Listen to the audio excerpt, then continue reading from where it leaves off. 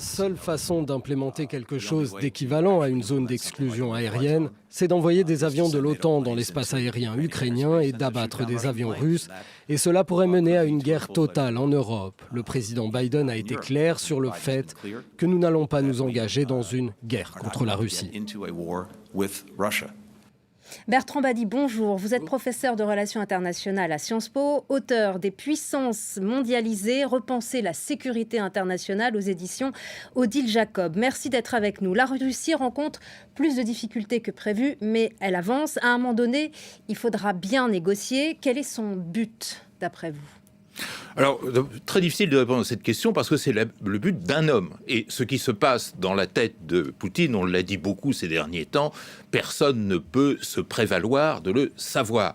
Ceci étant, on peut raisonnablement penser que tout ne se passe pas comme le maître du Kremlin l'aurait souhaité. Et qu'on est, contrairement à cette idée qui courait il y a encore une semaine, non pas dans un contexte de retour d'une guerre à l'ancienne, d'un retour à la guerre froide, mais face à une situation conflictuelle extrêmement complexe et inédite, c'est-à-dire où l'instrument militaire doit interagir, je dirais, avec l'instrument économique, la mondialisation en fait, et le poids, la dynamique, la résistance des sociétés. Et ça, ce sont deux éléments tout à fait nouveaux, probablement sous-estimés par Vladimir Poutine. Et si Vladimir Poutine, comme on le dit généralement, n'est pas très sensible aux arguments économiques, si la rationalité économique chez lui ne l'emporte pas sur la rationalité politico-militaire, la résistance sociale ne peut pas lui échapper. C'est-à-dire que, de toute manière, il faudra qu'il fasse avec et probablement qu'il revoie ses plans avec et en tenant compte de ce paramètre social. Donc je pense que l'on est dans des situations de redéfinition et de recomposition des objectifs de ce conflit au jour le jour, sachant, et ça il ne faut pas le perdre de vue, que dans tout conflit, quel qu'il soit, et quelle que soit sa dureté et sa violence, il y a toujours le pied militaire et le pied diplomatique. Et donc le problème Justement, est-ce qu'il y a des négociations en ce moment en coulisses entre Américains et Russes? Mais on se parle toujours, même entre pires ennemis et dans les situations les plus conflictuelles. Bien sûr, il y a même, on peut le dire, des scénarios extrêmement précis sur ce que pourrait être une sortie de crise. Est-ce que pour accepter les Ukrainiens et les Occidentaux, voilà, par exemple nous sommes dans une situation à chaud, je dis à chaud parce que dans un mois, dans 3 mois, la situation sera différente. À chaud, il s'agit de faire en sorte qu'aucun des protagonistes ne perde la face. Il ne faut pas oublier que cette guerre est une guerre de rage menée par Poutine, et quelqu'un qui a cette rage, on ne le fait pas sortir la tête baissée parce qu'il risque de déclencher sa ceinture d'explosifs, n'est-ce pas ? Donc, il faut trouver une solution d'équilibre où personne ne perd la face. On envoie l'architecture. Maintenant, il y a un problème de volonté politique et je reviens à mon paramètre de tout à l'heure, d'acceptation par les opinions publiques et les sociétés. Et ça, c'est le grand problème. Dernier élément, ne négligeons pas, parce que nous, occidentaux, nous, gens du Nord, on a tendance à le faire, ce qui se passe dans les pays du Sud. Ne négligeons pas les leçons du vote à l'Assemblée générale des Nations unies. Il y a une Afrique qui est un peu au bord de la réinvention de Bandung, cette conférence qui expliquait de la part des Afro-Asiatiques que ces affaires-là, ce ne sont pas les nôtres, on veut régler d'abord nos problèmes, nous, chez nous. Ça, c'est un vent très fort qui souffle au Sud et notamment en Afrique. Bandung, c'était 1955 avril 1955. Ça a donné naissance au non-alignement.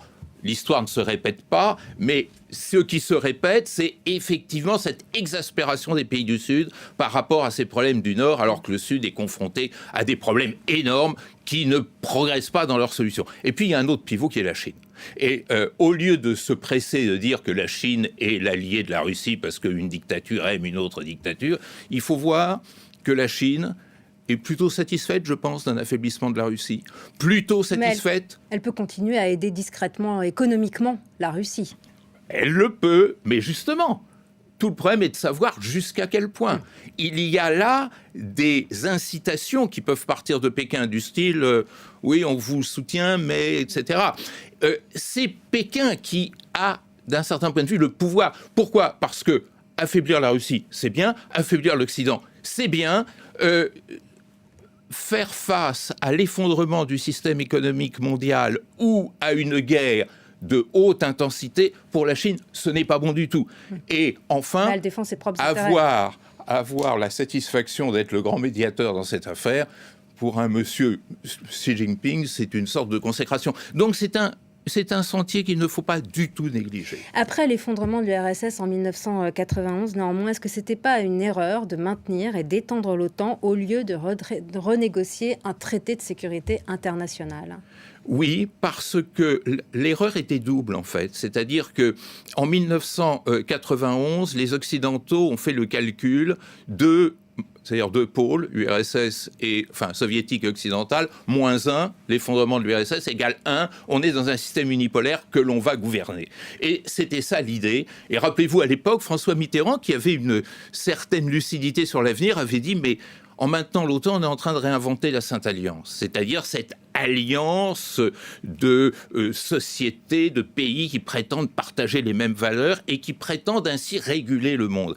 Or, un monde mondialisé ne peut plus être polarisé. Et l'erreur, c'est non seulement, ça c'était la première, d'avoir construit cette alliance qui n'avait pas de vis-à-vis, alors qu'une alliance, elle est faite pour contrer un vis-à-vis, donc a été obligée d'inventer un nouvel ennemi, et cette invention de l'ennemi, elle s'est faite peu à peu.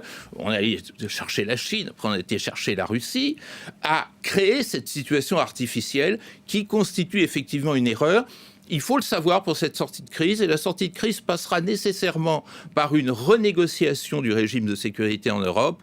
Et là, le problème est de savoir si de l'OSCE et de l'OTAN, l'une ou l'autre l'emportera. Je pense qu'au départ, l'idée, c'était de confier cette fonction à l'OSCE, qui est raisonnablement le candidat le plus convaincant à assurer la nouvelle stabilité du monde. L'Organisation de sécurité et de coopération européenne. Merci. La demande de Volodymyr Zelensky, le président ukrainien, d'entrer dans l'OTAN et de zones d'exclusion aérienne, est-ce que ce ne sont pas des chiffons rouges pour le président russe Vladimir Poutine, et est-ce que c'est opportun ? Le message a été reçu ainsi, en tous les cas, c'est très clair.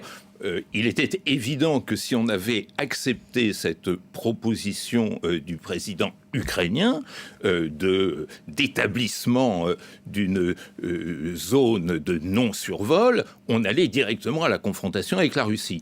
Le fait que l'OTAN ait répondu vite et très clairement, appuyé par la déclaration de Blinken que vous venez de nous montrer, montre que le message a été parfaitement compris et qu'on est bien dans l'épure d'origine, c'est-à-dire on dénonce ce qui est une violation évidente du droit international, mais on n'est pas partie prenante militaire à cette guerre. Merci beaucoup Bertrand Badi d'être venu, et merci pour votre décryptage de la situation.